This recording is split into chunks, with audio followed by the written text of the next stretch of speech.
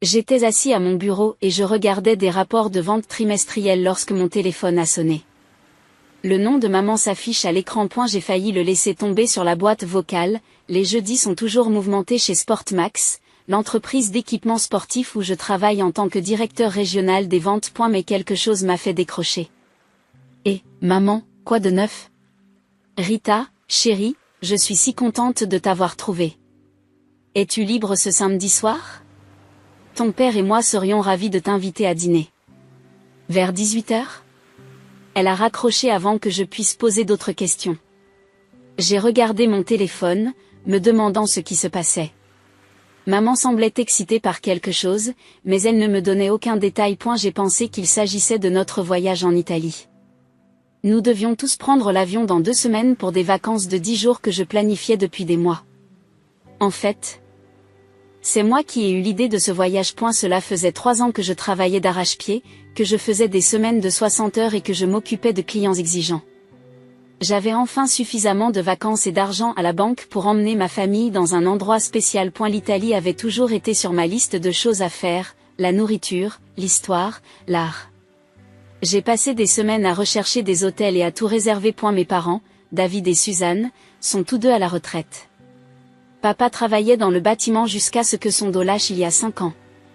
Maman était secrétaire dans un cabinet d'avocats jusqu'à ce qu'ils réduisent leurs effectifs. Ils n'ont pas beaucoup d'argent depuis qu'ils sont à la retraite, et je savais qu'ils ne pourraient pas se permettre un tel voyage tout seul. C'est pourquoi j'ai décidé de tout prendre en charge, vol, hôtel, repas, etc.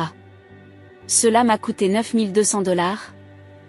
Mais voir ma famille heureuse en valait la peine. Mon jeune frère Jake venait aussi. Il a 26 ans et cherche encore sa voie.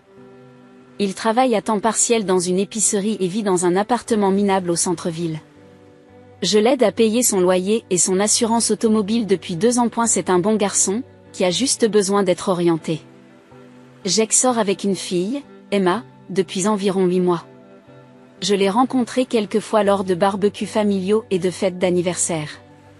Elle semble assez gentille, même si elle est parfois un peu insistante. Elle travaille dans un salon de manucure et dit souvent qu'elle veut des choses chères. Jake est fou d'elle, il nous montre toujours des photos sur son téléphone et nous dit à quel point il a de la chance. Le samedi est arrivé et j'ai conduit jusqu'à la maison de mes parents vers 5h30. Maman a ouvert la porte avec un grand sourire, mais quelque chose ne collait pas. Papa était à sa place habituelle. Mais tout le monde semblait nerveux. Jake était là avec Emma et il n'arrêtait pas d'échanger des regards comme s'ils partageaient une blague interne dont je ne faisais pas partie. Nous nous sommes assis à la table de la salle à manger, qui avait été dressée avec les bons plats chinois de maman. Après avoir terminé le plat principal, maman s'est éclairci la gorge. Rita, chérie, ton père et moi voulions te parler de quelque chose d'important ce soir. J'ai eu un haut le cœur. Qu'est-ce qui s'est passé? Quelqu'un est malade? Non, non, rien de tout cela, dit papa, l'air mal à l'aise, c'est à propos du voyage. Je me suis sentie soulagée, oh bien, j'ai cru que quelqu'un avait un cancer ou quelque chose comme ça. Qu'est-ce qu'il y a avec le voyage?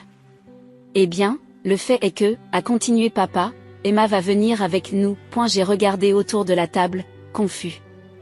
J'ai regardé autour de la table, perplexe.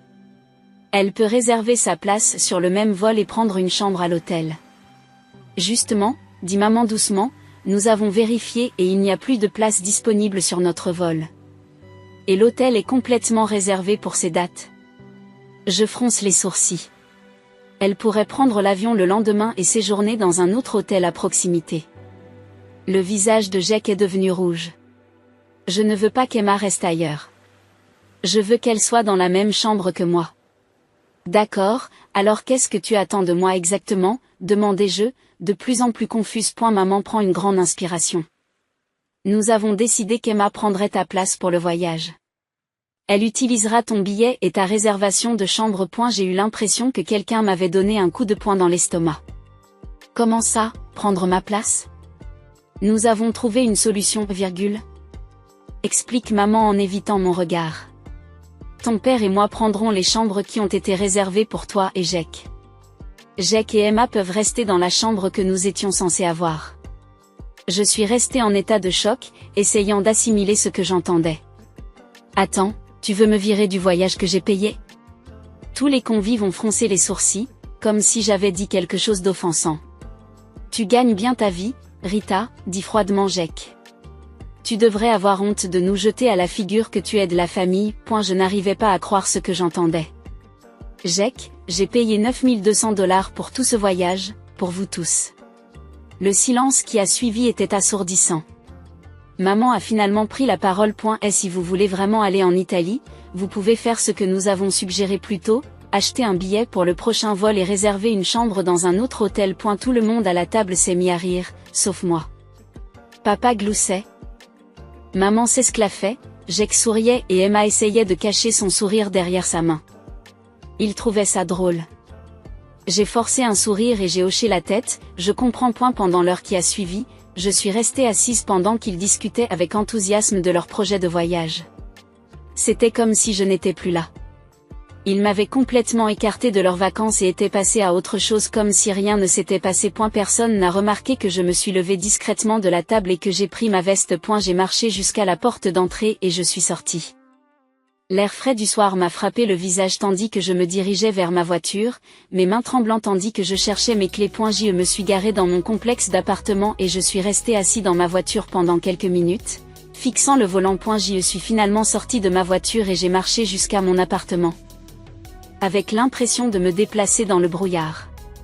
J'ai déverrouillé la porte, je suis entrée et j'ai immédiatement fondu en larmes. J'ai pleuré jusqu'à ce qu'il ne me reste plus de larmes, puis je me suis endormie sur mon canapé, encore habillée de mes vêtements du dîner. Lorsque je me suis réveillée dimanche matin, mon visage était bouffi et mon dos me faisait souffrir parce que j'avais dormi dans une position bizarre. Pendant une fraction de seconde, j'ai oublié ce qui s'était passé. Puis tout m'est revenu en mémoire et j'ai eu mal au ventre. Mon téléphone bourdonnait sur la table basse. Le nom de maman est réapparu sur l'écran. Une partie de moi voulait l'ignorer, mais je me suis dit qu'elle appelait peut-être pour s'excuser. Peut-être qu'ils avaient tous discuté et réalisé à quel point leur plan était foireux. Bonjour, ai-je répondu en essayant de paraître normal. Rita, c'est bien, tu es réveillée. La voix de maman était joyeuse. Comme si rien ne s'était passé. Jake et Emma ont prévu d'organiser leur fête de fiançailles à notre retour, et nous espérions que tu pourrais payer pour cela. J'ai failli lâcher le téléphone. Quoi? Ils veulent l'organiser chez Giovanni, tu sais, ce restaurant italien chic du centre-ville.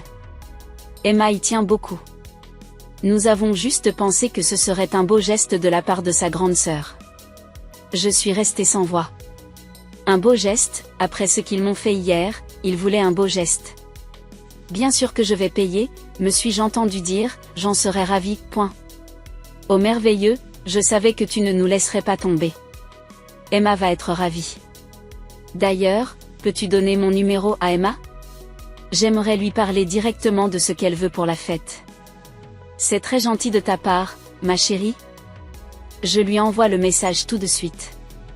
Elle a raccroché et j'ai regardé mon téléphone en souriant pour la première fois depuis hier. Mais ce n'était pas un sourire heureux. C'était le genre de sourire que l'on a quand on comprend enfin quelque chose qui nous embrouille. J'avais une idée en tête. Un plan qui apprendrait à ma famille ce que c'est que d'être déçu. Tout d'abord, j'ai appelé l'hôtel en Italie et j'ai annulé toutes les réservations de chambres.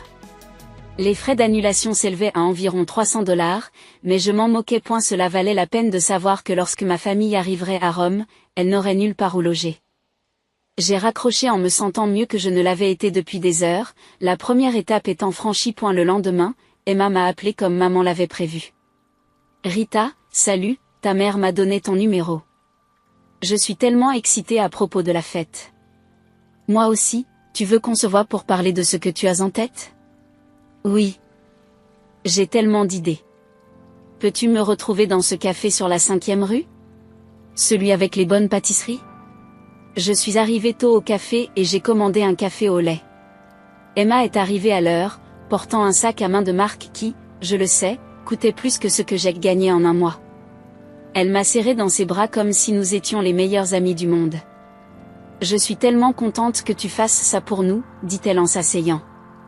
Je sais que vous payez pour tout dans la famille de Jake, alors je me suis dit que ça ne vous dérangerait pas de nous aider. La façon dont elle l'a dit m'a mis mal à l'aise. Comme si elle s'attendait à ce que je paie pour des choses juste parce que j'avais de l'argent. Alors, à quel genre de fête penses-tu? J'ai demandé. en gardant une voix douce. Je veux que ce soit vraiment spécial. Quelque chose dont les gens se souviendront toute leur vie. Ses yeux se sont illuminés lorsqu'elle a commencé à parler. Je pense à 50 invités, peut-être 60. De la musique live, pas seulement un DJ. Et la nourriture doit être incroyable. J'ai acquiescé et j'ai souri. Ça a l'air merveilleux. Et je veux de vraies fleurs partout, pas des fausses. Et un photographe professionnel. Oh, et une de ces fontaines de chocolat. J'en ai toujours voulu une. Fontaine de chocolat, j'ai compris. Elle sort son téléphone et commence à me montrer des photos. Regardez cette installation que j'ai trouvée sur Pinterest, n'est-elle pas magnifique? Les fleurs seules ont probablement coûté 2000 $, mais ça en vaut la peine. Ça en vaut absolument la peine, ai-je acquiescé, toujours en souriant. Et le groupe que je veux engager coûte 1500 $ pour la soirée. Mais ils sont vraiment bons. Je les ai entendus au mariage de mon cousin et ils étaient géniaux. Je notais mentalement tout ce qu'elle mentionnait. Cette fête allait coûter au moins 8000 $, peut-être plus. Tu sais ce qui serait vraiment spécial? Poursuit Emma. Si on pouvait avoir du champagne pour le toast. Pas du champagne ordinaire, mais du bon champagne. Tu cliques sur quoi ou quelque chose comme ça, bonne idée, quoi d'autre? Eh bien, j'ai besoin d'une nouvelle robe, évidemment. Quelque chose qui annonce un avenir radieux mais qui ne soit pas trop nuptial, tu vois. J'ai vu cette robe parfaite chez Nordstrom pour 400 $. Je pensais juste que puisque tu paies pour tout le reste, mais si c'est trop, je comprends. Non, c'est bon, je veux que tu aies la robe parfaite. Vraiment. Tu es la meilleure belle-sœur qui soit. Nous avons passé 1 heure de plus à peaufiner les détails. Emma voulait que tout soit parfait. De l'apéritif au dessert en passant par les décorations. Quand nous avons fini de parler, j'ai estimé que tout cela coûterait près de 10 000 $. Ce sera la meilleure fête de fiançailles de tous les temps, a déclaré Emma alors que nous nous apprêtions à partir. J'ai hâte de la publier sur Instagram. Tous mes amis vont être jaloux. Tu devrais absolument en parler, les gens encouragés. Fais savoir à tout le monde à quel point ça va être génial. Ce soir-là, Emma m'a envoyé un lien vers son post Instagram. J'ai cliqué dessus et j'ai lu son annonce. Oh mon Dieu les gars. L'incroyable sœur de Jack nous organise la plus incroyable des fêtes de fiançailles chez Giovanni. Un groupe de musique, de la nourriture gastronomique, du champagne. Tout y passe. Je n'arrive pas à croire à la chance que j'ai de me marier dans une famille aussi généreuse. Cette fête va être légendaire. J'ai hâte que vous la découvriez tous. Le message a déjà reçu des dizaines de commentaires de ses amis qui lui ont fait part de leur enthousiasme et de la chance qu'elle a eue. J'ai fait une capture d'écran du message et je l'ai sauvegardé sur mon téléphone. Puis j'ai posé mon téléphone et j'ai ri jusqu'à en avoir mal aux côtes. Et elle reste 2 semaines avant leur vol. 2 semaines pour qu'ils soient de plus en plus excités par leur voyage. 2 semaines pour qu'Emma se vante à tout le monde de sa fête de fiançailles. Cela allait être amusant. Les 2 semaines suivantes ont filé à toute allure. Je n'ai pas eu beaucoup de nouvelles de ma famille pendant cette période. Jack m'a envoyé un texto pour me remercier d'avoir payé la fête. Maman m'a appelé pour me demander si j'allais bien parce que j'avais l'air distante. Je lui ai dit que j'étais juste occupée par mon travail. Emma m'a encore envoyé quelques posts Instagram sur des idées de fêtes de fiançailles, toutes plus chères les unes que les autres. 3 jours avant leur départ, j'ai passé un autre coup de fil important. J'ai annulé leur billet d'avion pour le retour. La compagnie aérienne m'a facturé des frais d'annulation, mais cela en valait la peine. Désormais, ils seraient bloqués en Italie et ne pourraient rentrer chez eux qu'en achetant de nouveaux billets avec leur propre argent. La nuit précédant leur départ, j'ai à peine dormi. Une partie de moi se sentait coupable de ce que je faisais. Il s'agissait de mes parents et de mon frère. Ils m'avaient élevé, m'avaient soutenu à l'université, étaient là pour les fêtes de famille et les anniversaires. Mais je me suis souvenu de la façon dont ils s'étaient moqués de moi à table, et la culpabilité s'est estompée. Leur vol était à 6 heures du matin. Ce qui signifiait un départ pour l'aéroport à 4 heures. Je me suis porté volontaire pour les conduire, d'une part parce que je voulais les voir partir, et d'autre part parce que je voulais être témoin du début de leur chute. Mon réveil a sonné à 3h30. Je me suis habillée, j'ai pris mes clés et je suis allée chez mes parents. Ils attendaient tous dehors avec leurs bagages, l'air excités et endormis. Ils avaient l'air excités et endormis. Tu es un ange d'avoir fait ça, a dit maman en me serrant dans ses bras. Je n'arrive pas à croire que tu te sois levé si tôt pour nous conduire. Tout pour la famille, ai-je dit en ouvrant le coffre. Le trajet jusqu'à l'aéroport a été ponctué de bavardages sur leur projet. Ils parlaient de visiter le Colisée, de manger des glaces, de voir le Vatican. Emma n'arrêtait pas de parler de toutes les photos qu'elle allait prendre pour Instagram. Jack était excité à l'idée des dîners romantiques qu'il avait prévus avec Emma. Nous sommes arrivés à l'aéroport et je les ai aidés à décharger leurs bagages. Le terminal des départs était occupé, même à cette heure matinale, plein de voyageurs qui partaient à l'aventure. Tu es sûr que tu ne veux pas venir avec nous, demande maman. Nous pourrions prendre un café en attendant notre vol. Non, je dois y aller, j'ai une réunion tôt aujourd'hui. C'était un mensonge, j'avais l'intention de rentrer à la maison et de dormir quelques heures de plus, puis de passer la journée à faire ce que je voulais. Maman m'a serré fort dans ses bras. Tu es une fille si fiable, Rita. Nous avons beaucoup de chance de t'avoir. Nous pouvons toujours compter sur toi pour prendre soin de tout. L'ironie de ces paroles ne m'a pas échappé. Dans quelques heures, lorsqu'ils atterriront à Rome et découvriront qu'ils n'ont pas de chambre d'hôtel, ils réaliseront à quel point ils comptaient sur moi. Je leur ai dit, faites un bon voyage et je les ai embrassés pour leur dire au revoir. Emma a été la dernière à me serrer dans ses bras.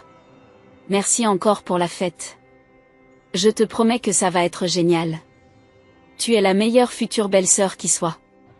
Je les ai regardés entrer dans le terminal, tirant leurs valises derrière eux. Jack avait son bras autour des épaules d'Emma. Mes parents se tenaient la main comme des adolescents. Ils avaient l'air si heureux, si excités par leurs vacances.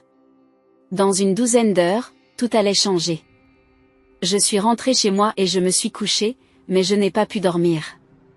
Au lieu de cela, je suis restée allongée à réfléchir à ce qui allait se passer. Ils atterriraient à Rome vers midi. Heure locale. Ils iraient probablement directement à l'hôtel pour s'enregistrer et déposer leurs bagages. C'est alors qu'ils découvriraient que les réservations ont été annulées. Au début, ils penseront qu'il s'agit d'une erreur. Ils discuteront avec le personnel de l'hôtel, demanderont à parler à un responsable. Ils ont peut-être appelé d'autres hôtels dans les environs, dans l'espoir de trouver des chambres. Mais c'était la haute saison touristique à Rome. Tous les hôtels dignes de ce nom affichaient complet. Le soir venu, ils paniquent. C'est alors qu'ils essaieraient de m'appeler. Je me suis levée, j'ai rangé mon téléphone dans un tiroir, puis je suis allée courir. J'avais besoin de me vider la tête et d'évacuer mon énergie nerveuse. L'air du matin m'a fait du bien au visage pendant que je faisais mon jogging dans mon quartier. Pour la première fois depuis des semaines, je me suis sentie libre. Après avoir couru, je me suis douchée et habillée. Puis je me suis rendue dans un café à l'autre bout de la ville. J'ai commandé un petit déjeuner sain et je me suis assise dans le patio pour profiter du soleil. J'avais l'impression de voir ma ville d'un œil nouveau. Les arbres semblaient plus verts, le ciel plus bleu, et même la circulation semblait moins gênante. J'ai passé l'après-midi chez mon amie Sarah. Elle habitait à une vingtaine de minutes de chez moi et nous étions amies depuis l'université. Je ne lui ai pas raconté toute l'histoire de mon drame familial, j'ai juste mentionné que mon voyage en Italie était tombé à l'eau. Elle m'a dit, ça craint, alors que nous étions assises sur sa terrasse. Mais tu veux faire quelque chose d'amusant à la place ? Mon copain et moi avions prévu d'aller camper dans les montagnes ce week-end. Tu devrais venir avec nous. Vraiment, ça ne te dérangerait pas d'être la troisième roue du carrosse ? Tu plaisantes ? Ce sera génial, on pourra faire de la randonnée, des s'mores. Oublier nos problèmes pendant quelques jours. L'idée me semble parfaite, j'adorerais. Génial, on part vendredi matin et on revient lundi. Préparer des affaires légères et apporter des chaussures de randonnée. Nous avons passé le reste de l'après-midi à parler de choses aléatoires, de potins sur le travail, de séries télévisées, de sa nouvelle relation. Cela faisait du bien d'avoir une conversation normale, sans drame familial, sans argent et sans culpabilité. Vers 20h, je suis rentrée chez moi. Mon téléphone était toujours dans le tiroir où je l'avais laissé. Je l'ai sorti et l'ai allumé. Immédiatement, il s'est mis à bourdonner de notifications. Appels manqués, messages vocaux, SMS. Tous de ma famille. J'ai commencé par faire défiler les messages. Jack, Rita appelez-moi dès que possible, il y a un problème à l'hôtel. Maman, Rita appelle-nous s'il te plaît, il y a eu une sorte de confusion. Papa, l'hôtel dit que nos réservations sont annulées, j'ai besoin d'aide. Emma. Oh mon Dieu Rita, l'hôtel dit que nous n'avons pas de chambre, qu'est-ce qui se passe? Il y a eu 17 appels manqués au total. Les messages vocaux étaient probablement des messages de panique et des demandes d'arranger les choses. Au moment où je lisais les messages, mon téléphone a de nouveau sonné. Le nom de maman est apparu sur l'écran. J'ai laissé sonner quelques secondes et j'ai répondu. Bonjour. Rita, Dieu merci, où étais-tu? On a essayé de te joindre toute la journée. Je n'étais pas là, qu'est-ce qui ne va pas? L'hôtel a annulé nos réservations. Ils disent qu'il n'y a aucune trace de notre réservation. Nous n'avons nulle part où loger. En fait, maman, je devrais probablement te dire que j'ai tout annulé. Les chambres d'hôtel, les vols de retour, tout. J'entendais Jack hurler en arrière-plan que tout cela était complètement foireux. Emma sanglotait bruyamment en disant que ses vacances étaient gâchées. Rita, espèce de petit bâtard cruel et vindicatif. La voix de Jack était claire comme de l'eau de roche. Comment as-tu pu nous faire ça? C'est assez facile, en fait, ai-je dit calmement, j'ai juste appelé et annulé. De la même façon que tu m'as annulé le voyage que j'avais payé. La voix de maman est revenue au bout du fil. Rita, nous sommes ta famille. Nous n'avons pas d'argent pour des hôtels ou de nouveaux vols. Tu dois nous aider. Non, vraiment pas, tu m'as bien fait comprendre que je n'étais que ton distributeur personnel. Eh bien, le distributeur est officiellement fermé. J'ai raccroché et j'ai immédiatement bloqué tous leurs numéros. Puis je les ai bloqués sur toutes les plateformes de médias sociaux et toutes les applications de messagerie possibles et imaginables. Le silence qui a suivi m'a semblé être le son le plus paisible du monde. 3 jours plus tard, ma tante Hélène m'a appelé. Elle était la sœur de papa et avait toujours été la plus raisonnable de notre famille élargie. Rita, chérie, que se passe-t-il? Tes parents m'ont appelé pour me demander de te ramener à la raison. Ils m'ont dit que tu les avais laissés en plan en Italie. Je lui ai raconté toute l'histoire, depuis le dîner au cours duquel ils m'ont exclu de mon propre voyage jusqu'aux exigences de la coûteuse fête de fiançailles d'Emma. Tante Hélène m'écouta sans m'interrompre. Quand j'ai eu fini, elle a dit, c'était dur, mais je ne peux pas dire qu'ils ne le méritaient pas. Tes parents ont profité de ta générosité pendant des années. Tu penses que j'ai bien fait? Je pense que tu t'es enfin défendu, il était temps. Le lendemain après-midi, on a sonné à ma porte. J'ai regardé par le Judas et je les ai vus tous les 4 sur le pas de ma porte. Maman, papa, Jack et Emma. Ils avaient l'air d'avoir voyagé pendant des heures et d'être complètement épuisés.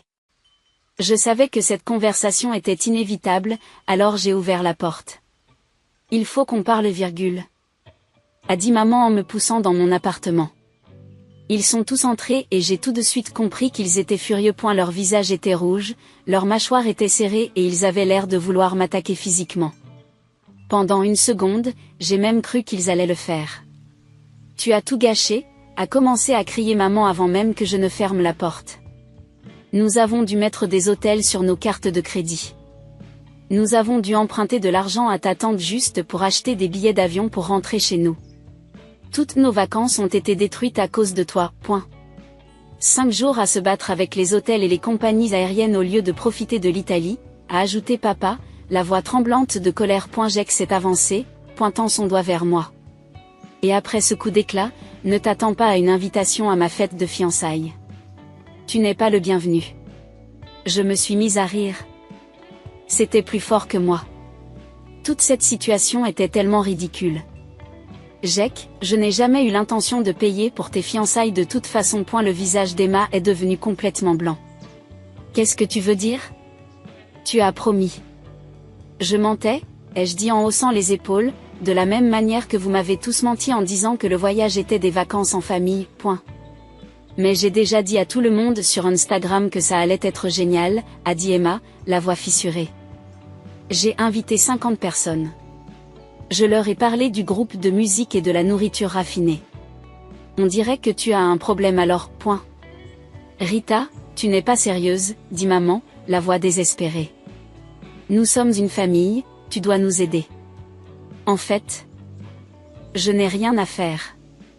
J'en ai assez de vous donner de l'argent. J'en ai assez d'être votre plan de secours. J'en ai assez d'être traité comme un distributeur de billets avec des jambes. Ils sont tous restés là à me regarder comme s'ils m'avaient poussé une deuxième tête. Je pense qu'ils étaient vraiment choqués que je leur tienne tête. Vous savez quoi, ai-je dit en me dirigeant vers la porte d'entrée et en l'ouvrant en grand. Je pense que cette conversation est terminée. Comme ils ne bougeaient pas, j'ai commencé à les pousser littéralement vers la porte. Maman a essayé de protester, mais j'ai continué à les pousser jusqu'à ce qu'ils soient tous les quatre debout dans le couloir devant mon appartement. Je leur ai dit, ne me recontactez pas si vous n'êtes pas prêts à vous excuser, et je leur ai claqué la porte au nez. J'ai verrouillé le pen dormant et me suis appuyé contre la porte. Les écoutant se disputer dans le couloir pendant quelques minutes avant qu'ils ne partent enfin. Le lendemain matin, j'ai reçu un email de Jake.Rita, après ce que tu nous as fait en Italie et ton comportement d'hier, nous avons décidé de couper temporairement tout contact avec toi. Ne nous appelle pas, ne nous envoie pas de texto, ne te présente pas chez nous. Quand tu seras prêt à t'excuser et à arranger les choses, nous envisagerons peut-être de te reparler. Jake. J'ai lu l'email 2 fois, puis je l'ai effacé. Au lieu de me sentir triste ou coupable, je me suis sentie soulagée. Le poids que je portais depuis des années était enfin enlevé de mes épaules. Ce week-end-là, je suis allée camper avec mon amie Sarah et son petit ami Marc, comme nous l'avions prévu. Nous avons parcouru des sentiers de montagne, nous nous sommes assis autour de feux de camp et nous avons dormi à la belle étoile. Je me suis sentie plus détendue que je ne l'avais été depuis des mois. Pendant 3 jours. Je n'ai pas pensé une seule fois à ma famille ou à ses problèmes. Lorsque j'ai repris le travail la semaine suivante, j'ai attaqué mes projets avec une énergie renouvelée. Mon patron m'a convoqué dans son bureau le mercredi. Rita, j'ai été impressionnée par ton travail ces derniers temps. Que diriez-vous d'une promotion au poste de directeur régional principal? Elle s'accompagne d'une augmentation de salaire de 30%. Je n'ai pas pu m'empêcher de sourire, cela me plairait beaucoup. Excellent, nous officialiserons la semaine prochaine. Quelques mois plus tard, tante Hélène a rappelé. J'ai pensé que tu voudrais savoir que Jake et Emma ont fêté leur fiançailles le week-end dernier. Ah oui, comment c'était? Eh bien, c'était chez tes parents.